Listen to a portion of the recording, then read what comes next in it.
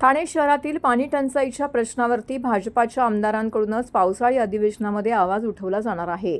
ठाणे महानगरपालिकेच्या पाणीपुरवठा नियोजनावरती प्रश्न उपस्थित करत निधीच्या वापराबाबत श्वेतपत्रिका काढण्याची मागणी आमदारांनी केली आहे। पाण्याअभावी मोठ्या गृहसंकुलांना वर्षाला कोट्यावधी रुपये खर्च करावे लागत असल्याचा आरोपही आमदारांनी केला आहे। ठाणे शहरातील पाणी समस्येसंदर्भात रविवारी भाजपाच्या खोपट येथील भाजपाच्या पक्ष कार्यालयामध्ये पत्रकार परिषदेचं आयोजन करण्यात आलं होतं। यावेळी आमदार संजय केळकर, आमदार निरंजन डावखरे, आमदार माधवी नाईक उपस्थित होत्या। शहरातील पाणी पुरवठ्याची स्थिती गंभीर असल्याचे सांगत आमदार संजय केळकर यांनी महापालिका प्रशासनावरती टीका केली आहे।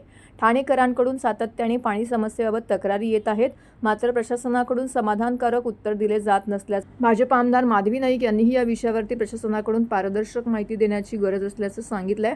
केंद्र सरकारकडून मिळालेला निधी नेमका कुठे खर्च झाला याची माहिती जनतेसमोर येणं आवश्यक असल्याचं त्यांनी स्पष्ट केलं आहे।